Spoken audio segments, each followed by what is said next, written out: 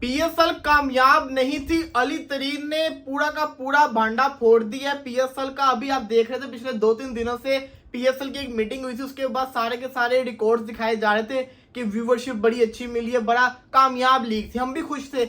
लेकिन हुआ क्या कि अली तरीन जो कि एक फ्रेंचाइज को ओन करते हैं मुल्तान सुल्तान को, मुल्तान सुल्तान के अगर ओनर ये बातें कर रहे हैं, इसका मतलब है कि पीएसएल कामयाब नहीं थी। पीएसएल के अंदर बहुत सारे ब्लंडर थे जिसको छुपाया जा रहा है। अली तरीन क्या कहते हैं, अली तरीन ने एक ट्वीट करके कहते हैं, ये ट्वीट जो है ना ये कोट किया गया किसी के ट्वीट के ऊपर, तो जिसके अंदर तारीफें की जा रही थी पीएसएल की व्यूअरशिप के ऊपर, तो अली तरीन उसको रिप्लाई करके कोट करके ट्वीट कहते हैं, अपलॉस you must be kidding.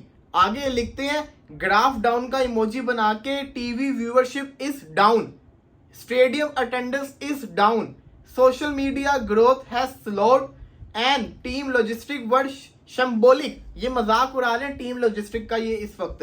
The draft was comical.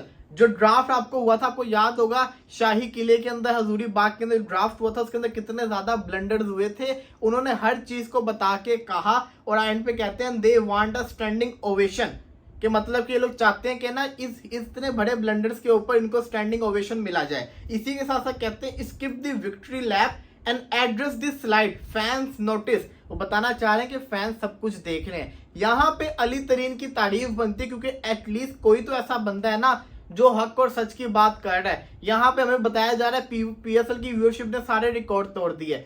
हमें खुद पता है कि इस दफा जो पीएसएल की जो थी कहते हैं हमारी लीग हुई है, वो तो आईपीएल के साथ थी, तो वो व्यूअरशिप में रिकॉर्ड तोड़ ही नहीं सकती, क्योंकि जितने भी व्यूवर हमें इंडिया से देखते थे पीएसएल को और दूसरे मुल्कों से देखते थे, वो सब के सब आईपीएल उस विंडो के अंदर देख रहे थे, तो व्यूवरशिप तो कम होनी थी। इन्होंने कहा कि बड़ी ज्यादा व्यूवरशिप मिली है। हाँ, एक चीज पीएसएल की इंक्रीज हुई है, क्योंकि जो पीएसएल के मैचेस किसी ने लाइव देखे ही नहीं, क्योंकि सारे तो आईपीएल देख रहे होते थे, तो उन्होंने हाईलाइट्स जाके जो पीएसएल का पेज है या इंस्टाग्राम जितने भी सोशल इनके अकाउंट्स हैं, वहां पे जाके उन्होंने हाईलाइट्स जरूर देखी होगी, जिसकी वजह से इसकी जो व्यूवरशिप है वो इंक्रीज हुई होगी। अली तरीन को शायद ऐसा मुझे लग रहा है कि अली तरीन अगले साल जो टीम होगी पीएसएल की उसको ऑन ना करे, क्योंकि ये काफी सारे इन्होंने राज खोल दिए हुए हैं। बट एटलीस्ट इनकी यहाँ पे तारीफ बनती है कि इन्होंने लोगों को सच तो बताया ना। पीएसएल को चाहिए कि जो इतने ब्लंडर्स इन्होंने मारे थे इसको इंप्रूव करें, ना कि झूठी तारीफें करवाएं।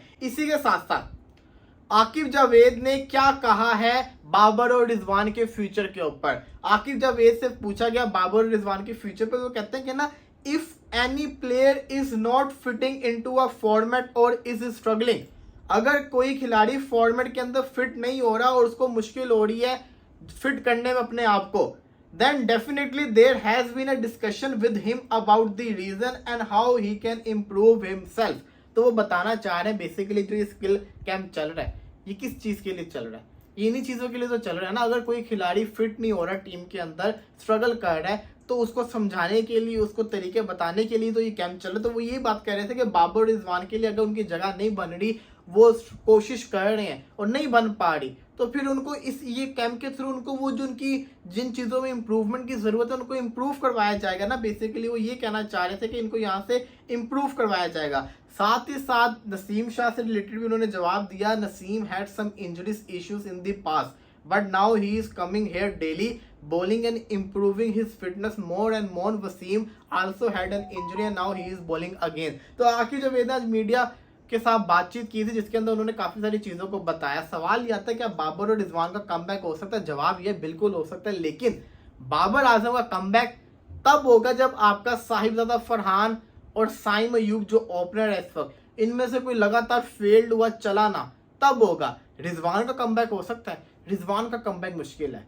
बड़े लोग मुझसे कमेंट्स में पूछे थे कि रिजवान का कमबैक होगा। देखो रिजवान का कमबैक बहुत ज्यादा मुश्किल है, मुझे नहीं होता हुआ नजर आ रहा। दोनों में से एक ही आ सकता है। बाबर का स्ट्रॉन्ग चांस है। बाबर अपने आप को मैंने देखा है वो नंबर 4 के ऊपर भी शिफ्ट कर रहा है, नंबर 4 को भी बैटिंग करने की कोशिश कर रहा है कि उधर उसकी जगह बन जाए, क्योंकि फिलहाल के लिए यहाँ से पाकिस्तान की टीम में तो टॉप 3 की पोजीशन तो डिसाइड हो चुकी हुई है ना, कि आपके पास कौन है टॉप 3 के ऊपर, साहिबजादा फरहान या फकर जमान, और फिर 1 डाउन के ऊपर मोहम्मद हारिस। तो नंबर 4 की पोजीशन है। T20 में अगर बाबर वहां पे जगह बना सकता है तो वो टीम में आता हुआ नजर आ रहा है, अदरवाइज नजर नहीं आ रहा। एक और चीज आपको बता दूं, पाकिस्तान वर्सेस वेस्ट इंडीज का जो टूर है ना, पाकिस्तान चाहता था कि ये T20 में कन्वर्ट हो जाए, लेकिन वेस्ट इंडीज खबरें आ रही कि वेस्ट इंडीज ने इस चीज को मानने से इनकार कर दिया है। वो पुराने इसके ऊपर ही रहना चाह रहे हैं, 3 ODIs T20 के ऊपर। तो ये लेटेस्ट अभी तक की अपडेट थी।